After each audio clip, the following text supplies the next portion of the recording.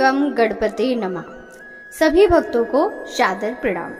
भक्तों, आज की इस वीडियो में हम श्री गणेश महाराज की कहानियां श्रवण करेंगे।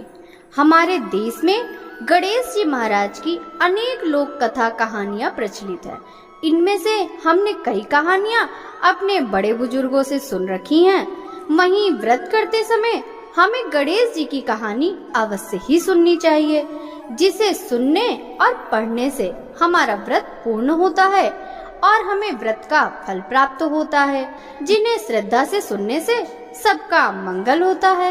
एक बार की बात है, एक गांव में एक बुढ़िया अपने परिवार के साथ रहती थी। बूढ़ी माँ भगवान विष्णु की बहुत बड़ी भक्त थी। वह सदैव श्रद्धा के साथ एकादशी व्रत का पालन करती और कथा सुनती, लेकिन बूढ़ी माँ ने व्रत करते समय कभी गणेश जी की कथा नहीं सुनी थी और न कभी बोली थी। इसी कारण बूढ़ी माँ का व्रत अधूरा ही रह गया। लेकिन बूढ़ी माँ को यह पता नहीं था।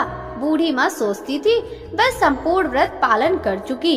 इस व्रत के पालन के पुण्य परिणाम स्वरूप उसे वैकुंठ लोक की प्राप्ति मिलेगी। जब बूढ़ी माँ मर गई तब उसे लेने के लिए यमलोक से यमदूत आया। यह देखकर बूढ़ी माँ बहुत डर गई।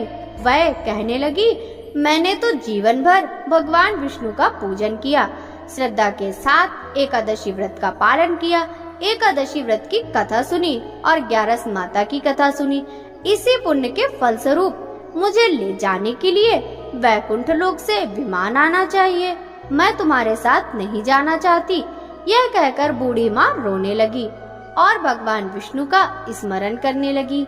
भगवान विष्णु गरुड़ में सवार होकर वहां प्रकट हो गए और कहा, बूढ़ी माँ, आपने हमेशा एकादशी का व्रत श्रद्धा के साथ आदर पूर्वक किया है, लेकिन आपने व्रत करते समय श्री गणेश जी महाराज की कथा नहीं सुनी, इसलिए आपका व्रत अधूरा ही रह गया। बूढ़ी माँ भगवान विष्णु से जीवन दान मांगने लगी ताकि वह एकादशी का व्रत ठीक से पालन कर सके और गणेश जी महाराज की कथा सुन सके, जिससे वह एकादशी का व्रत संपूर्ण प्राप्त कर सके। यह बात सुनकर भगवान विष्णु ने बूढ़ी माता को 2 साल के लिए जीवन दान दिया। बूढ़ी माँ को जीवन दान मिलते ही वे श्रद्धा से गणेश जी की पूजा करने लगी, एकादशी व्रत की कथा सुनने लगी, 11 माता की कथा सुनने लगी और अंत में गणेश जी की कथा सुनने लगी। इस तरह उन्होंने 2 साल के अंदर सभी 11 पूरी कर ली। गणेश जी की कृपा से बूढ़ी माता को एकादशी व्रत का पूर्ण फल मिल गया।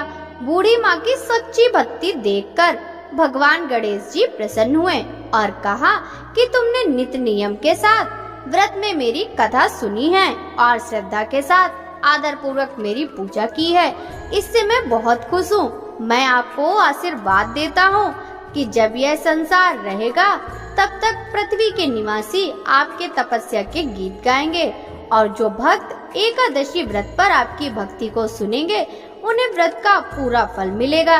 गणेश जी महाराज बूढ़ी माँ की भक्ति से प्रसन्न होकर बूढ़ी माँ के घर को अन्न धन से भर दिया और सुख समृद्धि वास करने लगी।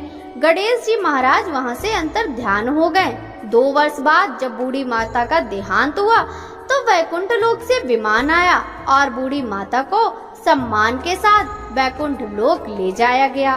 भगवान गणेश जी के आशीर्वाद से बूढ़ी माता का घर अन्न धन से भर गया और उन्हें वैकुंठ लोक की प्राप्ति हुई। हे भगवान गणेश, जिस तरह आपने बूढ़ी माँ पर कृपा बरसाई है, उसी तरह एकादशी व्रत का पालन करने वाले सभी भक्तों को आप अपना आशीर्वाद दीजिए और उनकी घर को सुख समृद्धि से भर दीजिए। बोलिए श्री गणपति गणेश महाराज की जय। जय गणेश जय गणेश जय गणेश देवा, माता जाकी पार्वती पिता महादेवा, एक दंत दयावंत 4 भुजधारी, माते सिंदूर सोहे मूस की सवारी। जय गणेश जय गणेश जय गणेश देवा, माता जाकी पार्वती पिता महादेवा। पान चढ़े फल चढ़े और चढ़े मेवा, लड्डुन का भोग लगे संत करे सेवा। जय गणेश जय गणेश जय गणेश देवा, माता जाकी पार्वती पिता महादेवा। अंधन को आँख देत कोढ़िन को काया, बांझन को पुत्र देत निर्धन को माया। जय गणेश जय गणेश जय गणेश देवा, माता जाकी पार्वती पिता महादेवा। सूर श्याम शरण आए सफल कीज सेवा, माता जाकी पार्वती पिता महादेवा। जय गणेश जय गणेश जय गणेश देवा, माता जाकी पार्वती पिता महादेवा। दीनन की लाज रखो शंभु सुतकारी, कामना को पूर्ण करो जाओ बलिहारी। जय गणेश जय गणेश जय गणेश देवा, माता जाकी पार्वती पिता महादेवा।